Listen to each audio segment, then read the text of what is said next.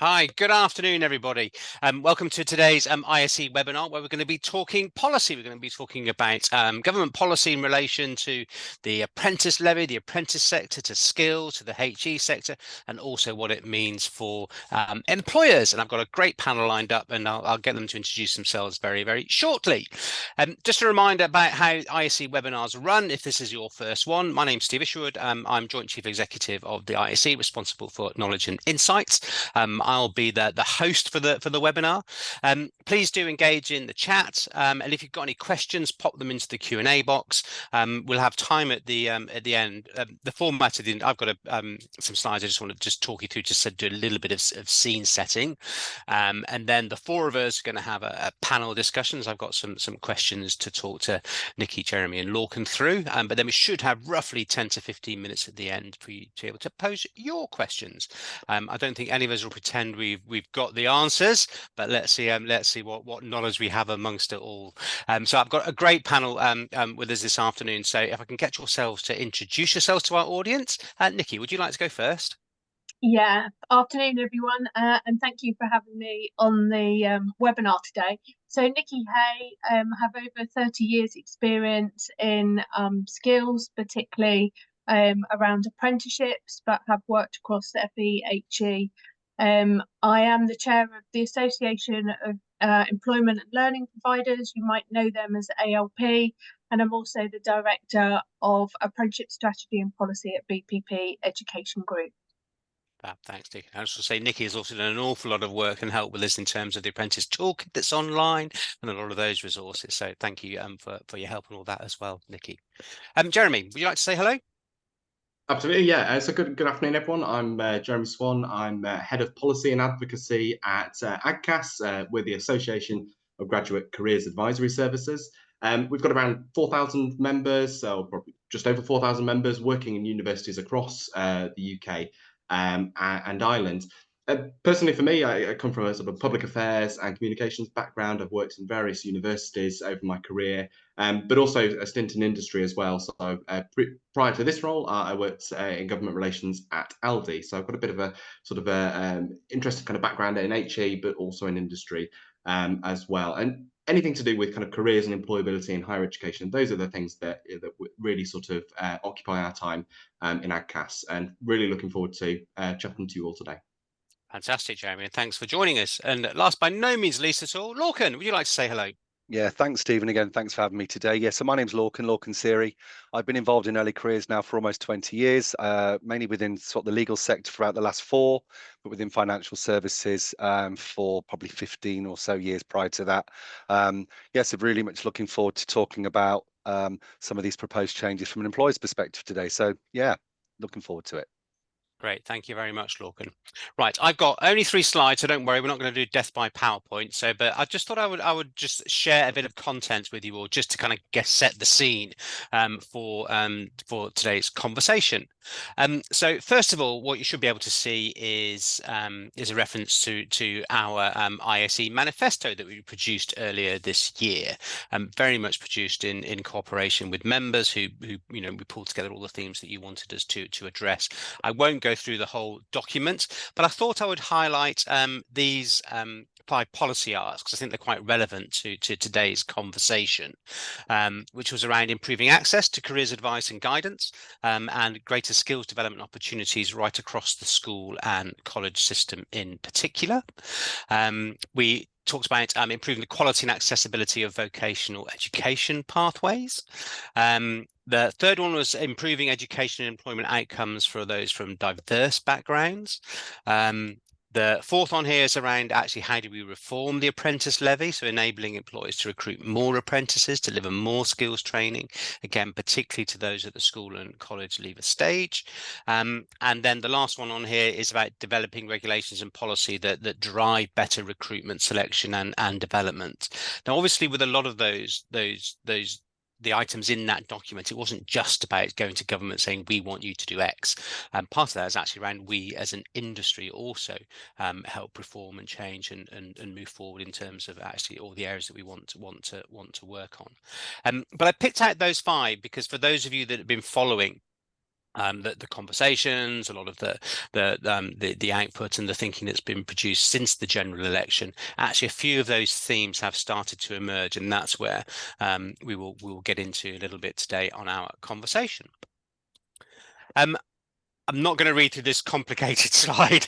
I put it up there really just for those of you that want to get a bit more understanding in terms of actually what apprentice levy reform might look like and some of the things that are being talked about. David Blunkett, previous education minister back in the Blair government, he did a report for the Labour Party around skills. It's a long, detailed report. It is actually worth a read. Lots of interesting stuff in there, and some of the things in that around actually how can the apprentice levy be reformed to encompass more of the skills agenda? How can some of the levy be restructured so that actually there's more flexibility available for employers, shorter form courses, etc. Actually, can the levy be re-engineered a little bit so actually it focuses a bit more on young people, that 16 to 25 age range? So so those are some of the thinking around Skills England, and I think Skills England, the panelists may disagree, but from what I've been reading since the election and some of the conversations that we've been following and involved in, that seems to have been where the focus. So we will definitely dig into that a little bit today. And lastly, I just thought I'd put up some quotes that have caught my eye in the press over the last couple of months that again I think relate to the direction that this government is looking to go on. As an indication of actually where policy might end up. Obviously, we're in that stage of the new government that it's getting its hands on the levers of power, but there's a lot of work to be done before actual legislation, acts, etc., start to change. But I thought these quotes provide a useful context. So the first was Keir Starmer talking about the skills system, wanting to transform that skills system, helping to deliver a much more joined up government when it comes to skills. But very much around that language of productivity, getting growth back into the economy. The second quote I put up there from Yvette Cooper, she said this over the summertime, and actually she was talking about what we would call experienced hire, more experienced professionals, and it was about the use of employers using visas to hire those people. Now, I know our world is early careers, but I thought it was quite interesting that she signalled that she was going to get the Migration Advisory Committee to look at actually that kind of recruitment with a view to making it harder for employers to recruit at that more experienced end of the spectrum, which my take is that's quite different from the general consensus we've had over recent years. And my read on that is that actually what the government's looking to do is to force employers in the UK to actually drive more investment into developing talent, skills, etc., a bit earlier in the pipeline. And not using immigration to meet those needs. And then the final quote here came from Bridget Phillipson.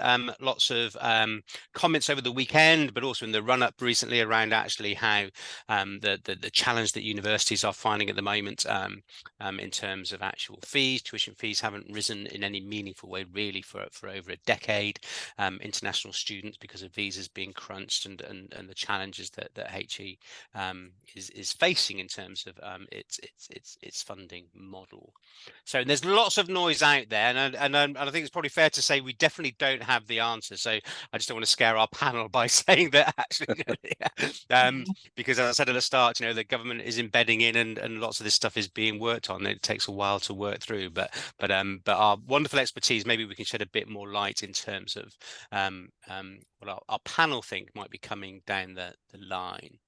So I'm going to start with you first of all, Nikki. I guess my first question is just what are your thoughts on what the government is looking to achieve, you think, with the apprentice levy reform and Skills England?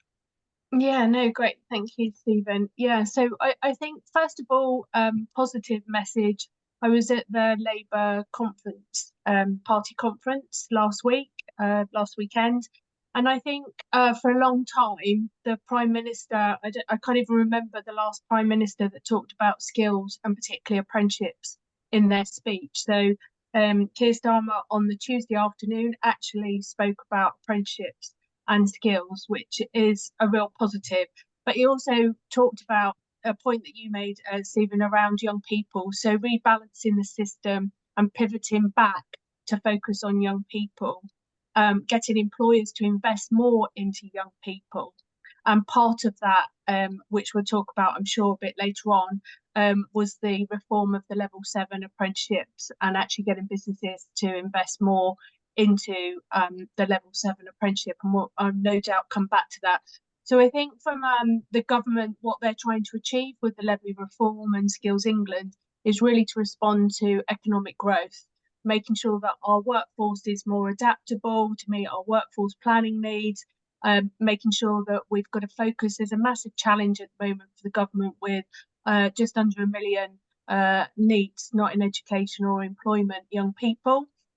The other challenge that sits around, which we'll talk about in a second, around the whole sort of apprenticeship levy reform, is the apprenticeship budget and the constraints of the budget and what's available.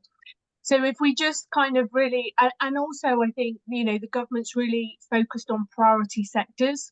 So we've seen that come out. We've got the 5 core principles that they're really driving around economic growth, clean energy, the NHS, justice system reform, education standards. So when you look at those and growth and opportunity, they're kind of their key words at the moment. But I think they're key sectors that they're currently sort of quite focused on is, as you wouldn't be surprised, NHS, engineering, manufacturing, net zero, digital, AI. So I think we're going to start to see over the coming years a bit of focus around where there are constraints with budgets, about investing funded programs to support workforce planning, people development. You're probably going to see more of a focus in driving towards those key priority sectors. So if we just take the apprenticeship levy reform, so currently apprenticeship levy looking to move now into the new growth and skills levy. So the goal is to better align training to the needs of the labour market and to support the broader range of skills development opportunities needed by employers. And so they've talked about in this reform flexibilities for businesses. I think the challenge around these flexibilities, which maybe they weren't aware of or were aware of, but how dramatic it was, is Treasury. If we think about the levy receipts, so employers pay in through their PAY system into Treasury, and Treasury are probably collecting about 4 billion a year. I know this current year it's about 4 billion. The budget Treasury set that all of you as employers spend your levy pot and where that sits is only about 2.7 billion. And out of that 2.7 billion, there's only about 1 to 2% underspend in that budget. So when we talk about flexibilities with this growth and skills levy, there is not loads of flexibilities to offer off-the-shelf courses because we're spending 98% of that budget already on apprenticeships. So you would have seen some of the announcement just this week about the level 7 apprenticeships and the possibility of employers in the future maybe having to cover the cost of the level 7 apprenticeships. Actually, that will free up about 200 million in the levy pot. And they want that money to be refocused and repositioned to really supporting, I suspect, trying to tackle this NEET problem of just under 1 million of young people. The question around, it's quite an interesting, and it'd be quite good, maybe we can have a bit of a debate about it on this call around what we call young people. I actually think it's young adults. And what do we class as young adults? Do we class young adults or young people 16 to 18, 16 to 19, 16 to 24, under 30 years? So I think that's a really good debate because that might be quite a key fact when we play into how is the growth and skills levy, and is there some focus on age ranges around what can be funded fully through the apprenticeship and the growth and skills levy as it will become. Now, there's been loads of talks about flexibilities of actually around the apprenticeship structure, which I think is quite exciting. And a lot of you as employers have called for around the endpoint assessment, the off-the-job hours, functional skills, There's been a real debate around the duration, and you would have noticed in the flexibilities and some of the announcements from the Prime Minister this week around a review of duration. They're talking about a foundation apprenticeship, and they're talking very much about modularising the apprenticeship structure. So maybe existing employees who don't need the full 15 months, 18 months, 12 months apprenticeship might need a shorter, just 3 or 4 units of the apprenticeship. So I think over time, there will be consideration of really looking at, actually, you've got a foundation apprenticeship, which is a shorter sort of level 2 type program, specifically for different sectors, that allows a young person to come in, doesn't have EPA, doesn't have functional skills potentially. There's about a 6 to month length duration program that allows a young person to come into the business and settle and find their way and hopefully progress onto a level 3 apprenticeship. So then you'll have your apprenticeship for those people that need the longer apprenticeship, the full apprenticeship, and then you'll have these almost mini awards, sort of career boosters, that will allow existing staff just to do 3 or 4 units. So I think there's some really good conversations happening. I feel heavily involved in those conversations. And other things that they're considering as part of the growth and skills levy, from some of the conversations I've had, is boot camps, HDQs, the higher technical qualifications at level 4 and 5, where they think there's a bit of a gap. So I think that, you know, part of the conversations around the growth and skills levy, do we think there's going to be loads of off-the-shelf and ability for employers to spend up to 50% of their levy on off-the-shelf courses? I don't think that's going to happen. I think that 50% ship has sailed.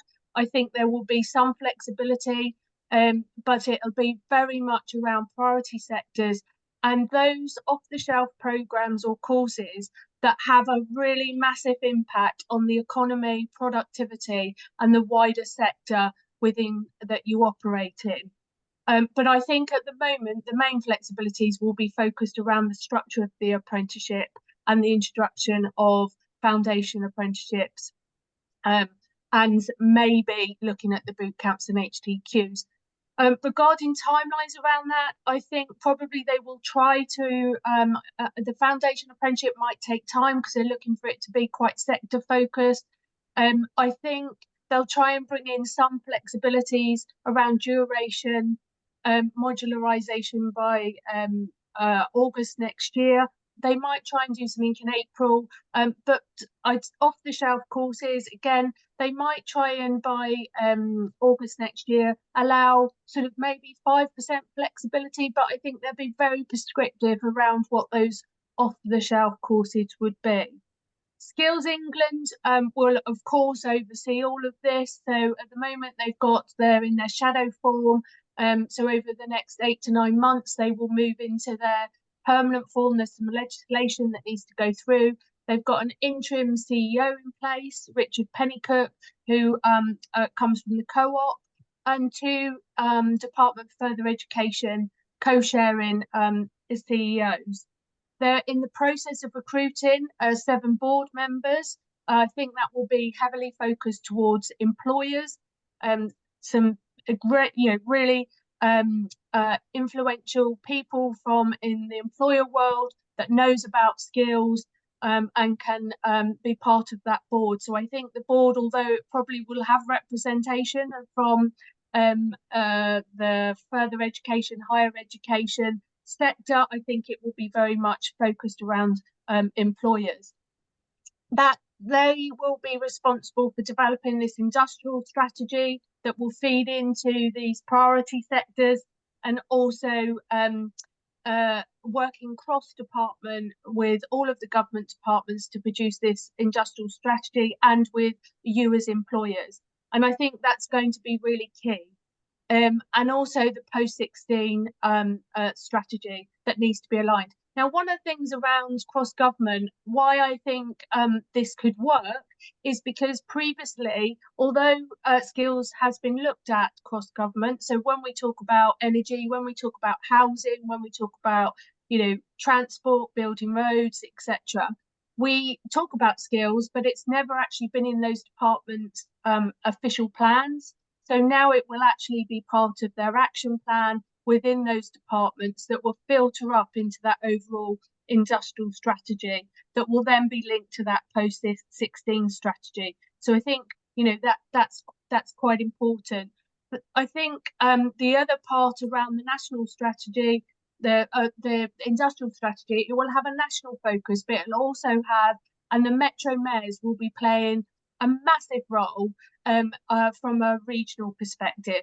But I do think we need to ensure that Skills England do keep that national picture with a regional focus, because otherwise we're going to end up with a postcode lottery system where you might be able to have one programme in Manchester, but you can't have the programme in London. So I think that's really important.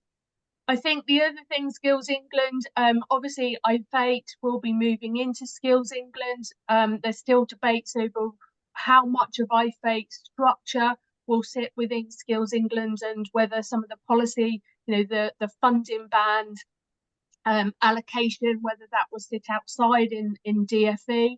I think Skills England definitely needs to be an arm's length body, not run by the Department of Further Education. I think it's really important so it can hold different departments accountable to make sure we're meeting you as employers, your skills needs and your workforce planning and people development needs. I think it's important that Skills England don't forget about existing staff. So we've got this big drive for young people. We know we've got a bulge of 18-year-olds between now and 2030. But we also know that 80% of our existing workforce will need upskilling with AI and digital and data coming along the road. You know, it's already impacting on us now, so we know that that's coming. So I think that's also quite major. I think also Skills England and Baroness Smith, the new skills minister, Jackie Smith, has got a massive remit. FE, HE and skills. It's the biggest remit any skills minister has had. So I think Skills England will really need to support the skills minister in making sure we deliver on all of their promises and what they want to do in the future, which is basically meeting the skills needs of employers and businesses and making sure that we're meeting those needs for now and for the future. And that we're using the growth and skills levy to really address those skills needs that you have, but also that you as employers are also investing on top of the growth and skills levy to make sure that our productivity and our economy grows. So that's kind of a bit of a whistle-stop tour of kind of where I think we are. I am really positive, but there's a lot to do. I would also say we should never just talk about our skills system being a mess. The apprenticeship levy came in. It came in with its principle to double the number of adults and young people onto apprenticeships. It's done that. It's helped encourage employers really invest in the apprenticeship space. So I think it's about building on what is working in the system and what isn't working. And my call to Skills England would be to look at what's working, build on it, what's not working, review it, and let's change it. So it's really, for me, taking time to step back and talk to you as employers, education providers, and other stakeholders about what's really happening in the system, and don't start breaking down what's working, but just build on those areas where it's not working so well. Nikki, that was brilliant. Thank you. That's a brilliant synopsis in such a short period of time. I think we'll record that and put that out for everybody to listen to. The on the Skills England piece, one of the things that my understanding is actually a lot of what they're going to do is use data, which is something that actually we've not been that great at in the UK in the past. And I agree with you at that arm's length piece. One thing that we found, I think partly because the Department of Education is just so big, you know, it's trying to manage schools, colleges. So I think the relationships with employers were better when it used to sit in the various iterations of the business department. So yeah, I agree that would be good. But on that data piece, is that something you think Skills England will be doing a lot, is trying to use data, pull data together, and then use that to feed actual, you know, what the levy does, how it does, what what it does fund and how it does what it does devolve to a more regional level. Yeah, definitely. So I think we haven't been great at getting insight, getting proper evidence, doing, a thorough consultation, which is built on, talking to people, talking to employers, talking to learners, but also, and I think, talking to learners we don't do enough of, but also looking at the data, but up-to-date data, and really drilling down into that data and what does it mean. And I think it's really important. One of the things that maybe we also haven't been great at is consequences. What are the ripple effects? So when you decide to bring in a level 7 reform around apprenticeships, have a proper consultation around what does that mean? Because actually some of that does impact on young people. So, are we saying young people can't aim high? So we need to make sure we've got a system that allows young people, whatever level, whatever age, to come into that system.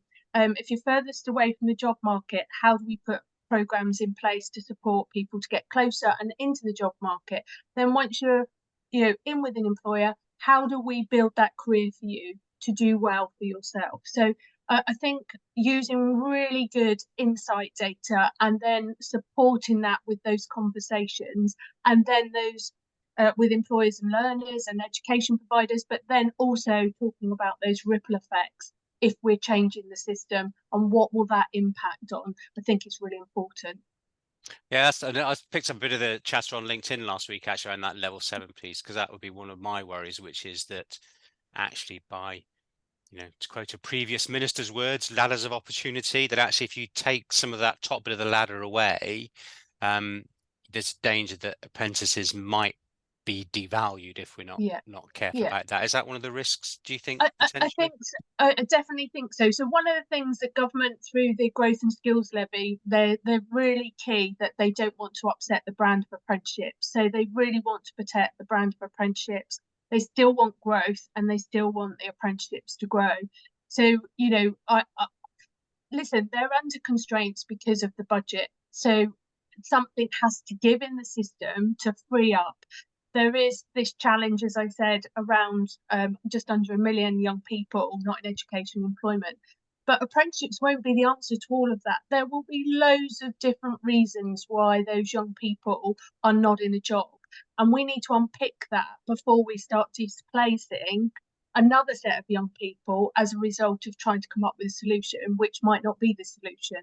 So I think it's, I understand that they've got to find a way to fund everything, but it's for me, it's back to that consequences. What ripple effect does that cause further down the line by displacing one group with another group? Actually, we should be investing properly in all age, all level. I definitely agreed. Fantastic, Nikki. I'm sure we'll be coming back to you with questions. I've already seen a couple of questions in the chat. Yes, the slides will be available, and we are recording this. We all send a link with the recording, so you will be able to catch up and also share it amongst other members. The more detailed questions I'll come back to towards the end. But for Nikki, for now, thank you very much for that insight. So, Jeremy, what does all this mean for HE? Am I right in my thinking that the more detailed noise, if I can call it that, has been around Skills England and the impact on, or possible impact on, what that might for the apprentice levy, where within HE it's been there's been less. I'm trying not to use the word detail because a lot of this is still, it's conjecture. But what do you think the sort of the implications are for Skills England with on the HE sector, Jeremy? If we can start there, perhaps. Yeah, absolutely. And the point you mentioned there around everything being conjecture at this stage is absolutely right. As Nikki mentioned, Skills England has been established in its shadow form, which sounds very mysterious. And actually, it's that is the kind of the watchword at the moment. We've got clues about where it might go and what it might do. But I suppose the proof of the pudding will be in the eating. We need to see how things will develop. I would say, overall, when we're thinking about what the impact of Skills England will be on HE and beyond, I actually think this is a really welcome step towards a more joined up skills system, and one that's guided by more of a kind of a long-term strategic thinking rather than short-term fixes and sort of, you know, whatever's in vogue at that particular point. And I think one of the challenges that we've had in this country recently has been that the skills policy landscape has been fractured.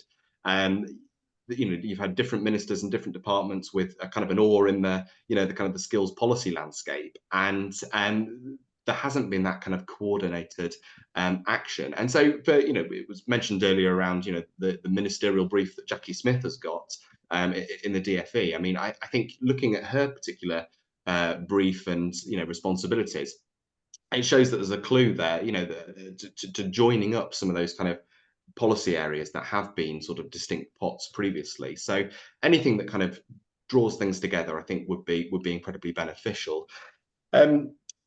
It's also really good to see that higher education is being recognised for the role it plays in skills as well. I think under sort of previous ministers, we've had a kind of a sort of you know, an assumption that skills is the role of FE, and further education colleges are, you know, they do skills and universities do sort of academic learning. And actually it's much more, you know, of a fluid situation, and I think we need to kind of talk about it, you know, talk about the skills landscape in its entirety rather than kind of pocketing things off like that. So actually, you know, with Skills England coming in, you know, I think they could be really well positioned to look at the kind of the key sectors that maybe struggle with skills, such as education, healthcare, those kind of sectors, and actually taking a strategic view where you can coordinate activity across government. But coming back to that point, you know, the overall impact on the HE sector will depend on the extent to which universities are involved. I know that, you know, we've spoken already around, you know, what the composition of the board might be like for Skills England, and whether there's going to be a sort of a wider advisory group as well. I think, you know, I'd love to see universities having a kind of a real central and visible role in that. I think you need to bring all the stakeholders, all the key stakeholders together in Skills England, so that we are coordinating activity and it's not just dominated by one particular group. So yeah, I would really like a sort of a very visible role for universities there.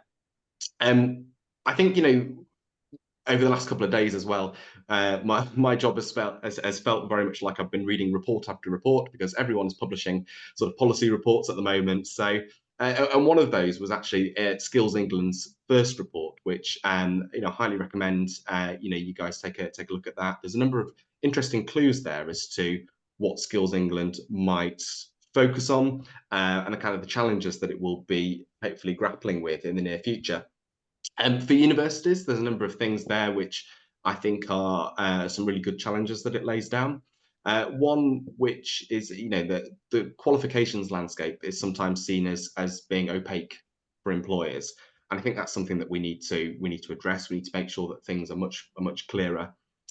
There's the problem of the supply of skills being mismatched against demand, and again, that's another kind of key thing. You know, we need to make sure that the links between you know, training providers and employers are much better, so that those opportunities flow through.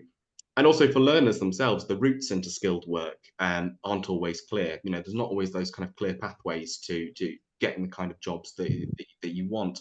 So I think there's a number of kind of key challenges that as a sector, universities need to address.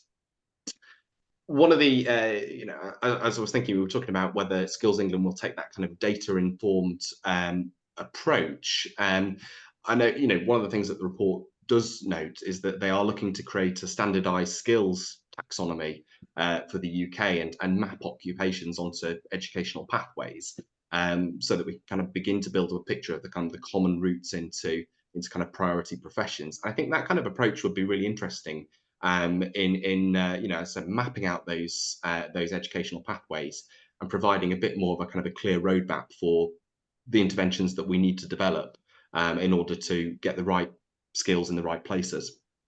And it's also interesting to note that the occupations requiring higher education are expected to see you know, the most employment growth by 2035. So clearly there's that recognition that universities are one of those keys to unlocking economic growth, which, as we know, is the government's top priority. I think, you know, coming back to my sort of, you know, with my AGCAS hat on, you know, with careers guidance in universities, I I think all of this just emphasises the real importance of careers guidance, and of also kind of employability initiatives more generally. I'm in quite a great, quite a privileged position to see some of the great work that universities are already doing in this area. But there are some interventions, if you've got a careers service, in a university with thousands of students, if you're doing sort of targeted interventions, there's a limit to, the impact that you can have. And I think what we'd like to see is kind of a step change in universities being helped to do more embedding employability across the curriculum, and that requires working more closely with employers. And I think if we can do that, and there's some great examples of where universities are already doing that, but if we can do that more broadly across the sector, that's how we can really start to deliver impact at scale, in a way which is joined up and works for businesses and works for students as well.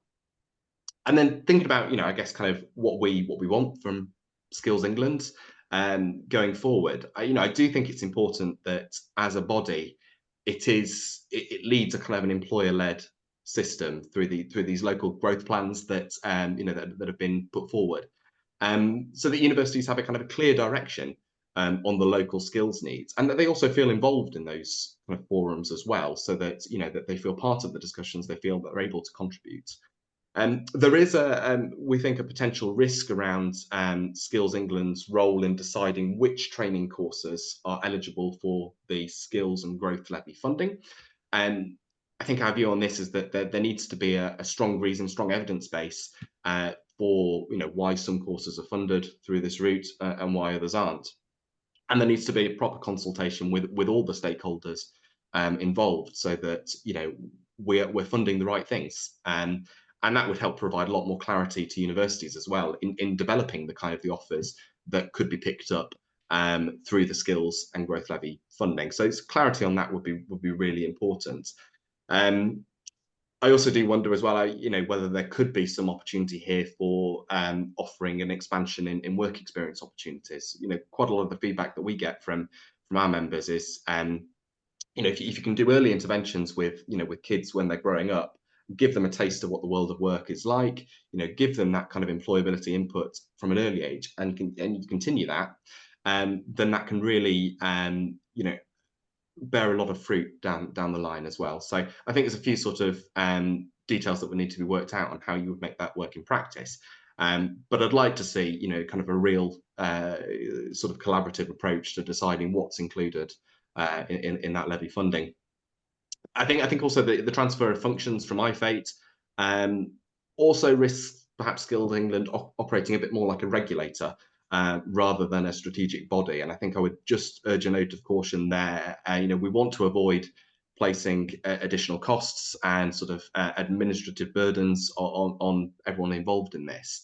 And I think it needs to kind of be more that strategic body and stay away from the kind of the regulatory side of things. But on the other hand, it also does need some teeth as well. It needs to be able to hold government and other stakeholders to account to ensure that we can actually make proper progress on skills. I think of the committee on climate change and how that's able to kind of hold the governments to account on progress towards decarbonisation. And actually, if Skills England could operate in that kind of way, that could be quite helpful. And just there's one of the points I wanted to return to, which was around encouraging genuine cross-government working. I said right at the start that the skills landscape has been fractured, and part of that is you've got different government departments with a sort of a skills remit with an interest in skills. And I think if you're getting Skills England sitting under the DfE, it will remain within the DfE's sphere of influence. I think if you bring it under the kind of, say, the Cabinet Office, which has a remit which spans government, I think you're better positioning than the body to coordinate activity right across government. And I think that's kind of a key step that I'd really like to see. So I think overall, trying to bring all these kind of thoughts, into kind of one sort of takeaway point. I think there's lots of promise to Skills England. I think there's lots of potential here. I think it's too early for us to say what the impacts will be, But what I'd really like to say, so number one thing is, we need to make sure that all the stakeholders involved in this, all the educational providers at all levels, all the employers, we need a voice in this, and we need to together have those forums where we can tackle these kind of policy issues together. I wonder if you had thanks for that, Jeremy. That was really insightful. Just one question that comes to mind, and this is more a bit along the lines of the sort of the unintended consequences, and it's one of the things that I often comment on, when asked to talk about particularly the graduate end of the labour market. It's about how it doesn't really connect supply and demand very well. And in some ways, that's a good thing. There's lots of flexibility out there. What your study doesn't put you on a railroad to a specific job, whereas it does in other countries. And I just wonder if all of this might lead us down a road where actually, you look at all the noise around university funding and how, there's some calls that employers start paying more for that. I can't imagine that going down very well when they're also, needing to pay the levy. But anyway, let's ignore that one. But might it end us up actually, again, that unintended consequences a few years down the road where actually more funding is driven to specific courses, which back to your careers and development point, that means people need to be making better decisions about the course they choose if that's more structured. Any thoughts on that, or is that we're just going to sort of see how that plays out? Well, I think that point around people's decisions, I think that's key. And one of the key calls that AGCAS has been making, and others such as well, and really great to see that this was one of the ISE's points, is around career guidance and quality career guidance. If you can have that from a young age and you continue that on, what you're doing is you're ensuring that people are better informed about the opportunities that are open to them. You're providing them with a bit of a roadmap to say, okay, if you're interested in a particular career, these are the steps that you need to take. And I think back to my own journey, through education, and that kind of career guidance was patchy. There was times when it was quite good, and there were times when actually it was really lacking. And I think if we can prioritize that, and one of the things that we've been doing recently is along with a number of other organizations out there, we've been trying to land a message with the Treasury that careers guidance is a good investment. This is not just a kind of a nice to have, but if you're helping people develop those kind of employability skills, and that kind of understanding of how to navigate the changing world of work, if you're developing those skills, that will result in a payoff. That will deliver a return on investment. So ultimately, I think that's what government need to be doing.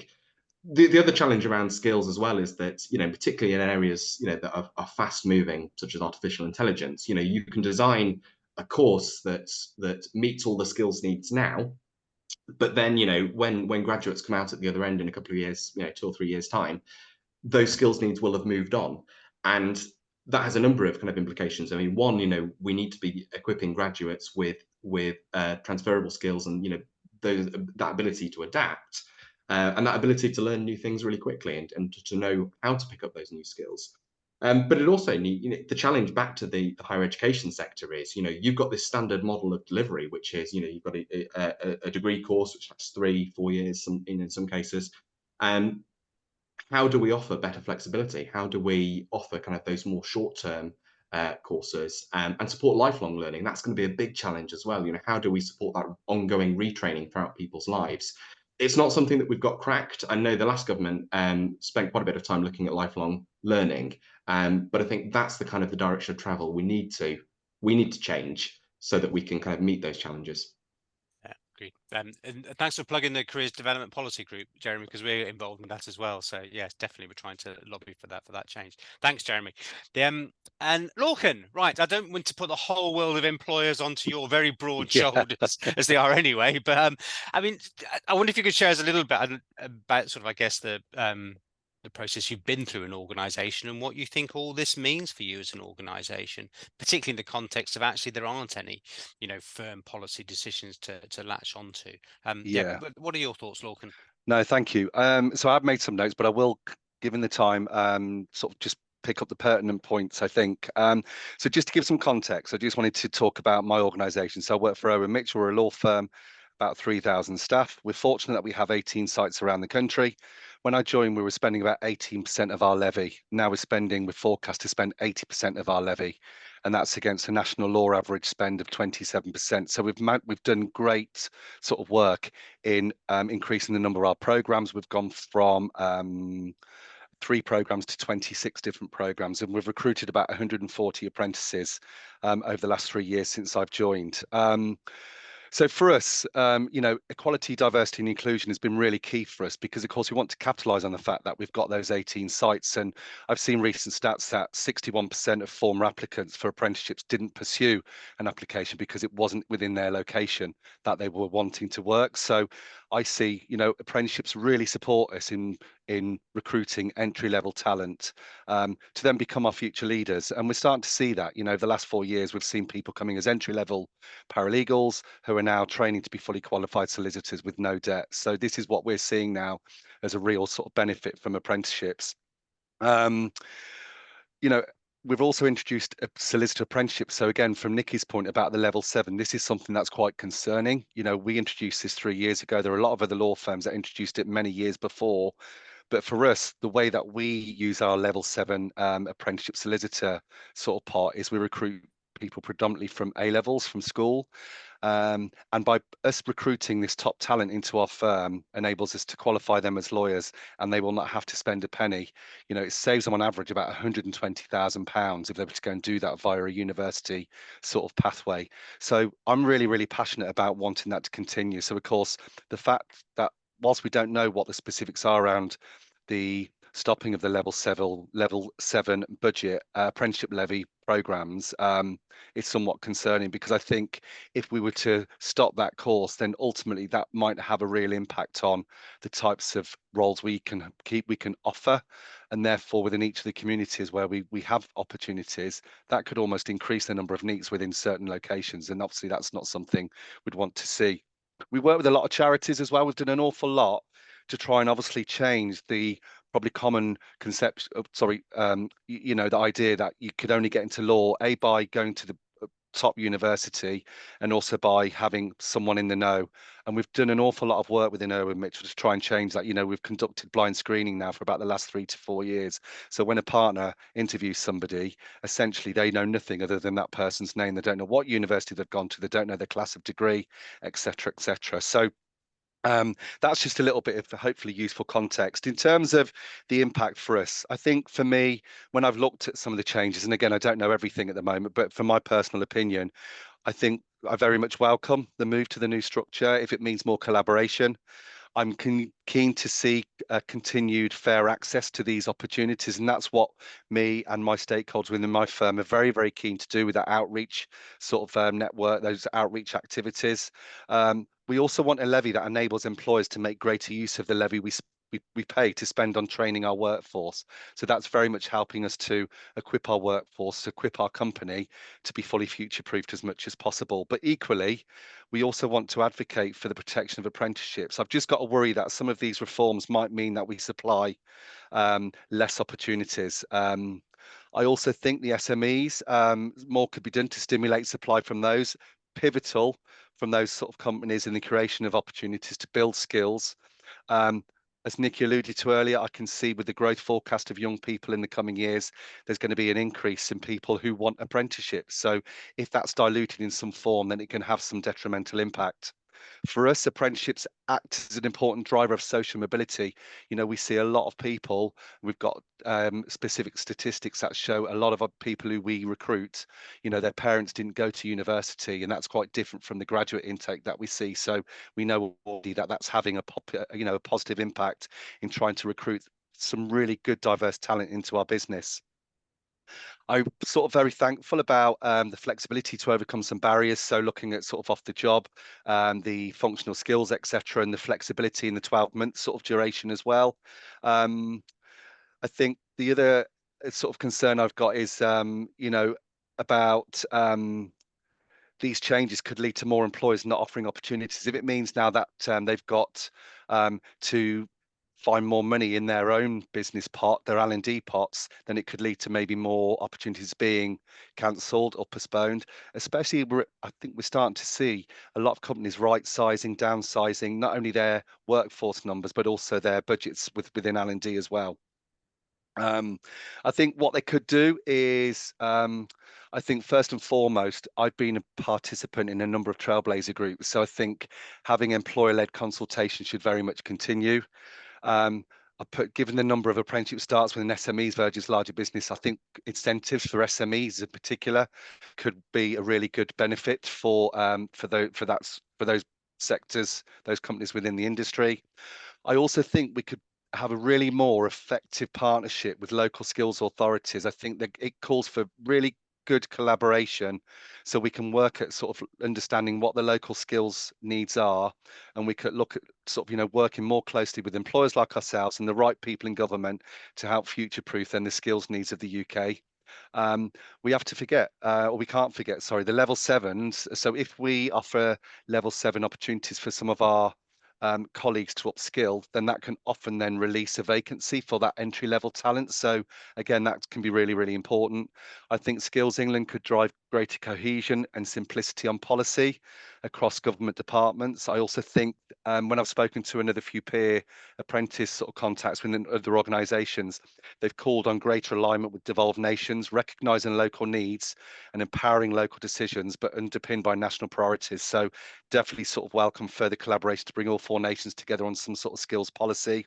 I think it's already been mentioned, but managing data and having more insight more effectively to provide opportunities to respond to skills needs, and also promote the return on investment for having programs like apprenticeships. I think sometimes we do get that information, but it's a bit sort of it's not very frequent, and sometimes it's from 3-4 years ago. It doesn't help those sort of people in employment or in firms trying to promote apprenticeships.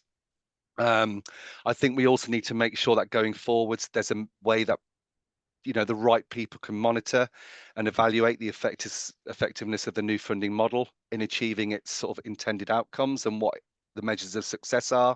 I think the government must also ensure real transparency, also ensure clear communication regarding the timeline of these changes. I mean, we're just, obtaining the demand within our business right now for our level 7 apprentices and all our other apprentices for 2025.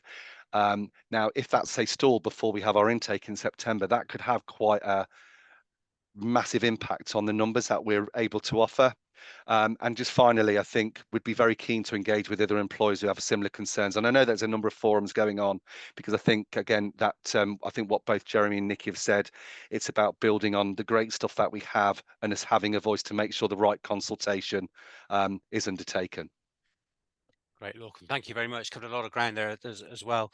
I think we could easily have done this webinar over 2 hours. So yeah, true. A theme that came through from our consultations and conversations with employers, Lorcan, was to be honest quite critical of the previous government, saying that they didn't listen to employers very well, particularly around things like T levels.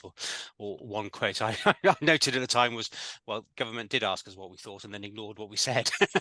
Okay. Do you have a sense yet in terms of actually that employer's voice cutting through? I mean, obviously it's something that we'll be aiming to do on your behalf, but actually, do you get the sense this is an administration that is open to listen what will work for you, what won't work for you?